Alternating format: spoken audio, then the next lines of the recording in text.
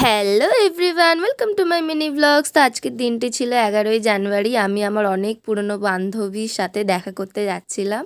তো এই হচ্ছে সেই বান্ধবী। আমরা গেছিলাম ময়দানে একটা ছোট্ট করে পিকনিক করতে। আমরা এখানে টুইনিং করে ড্রেস পরেছিলাম।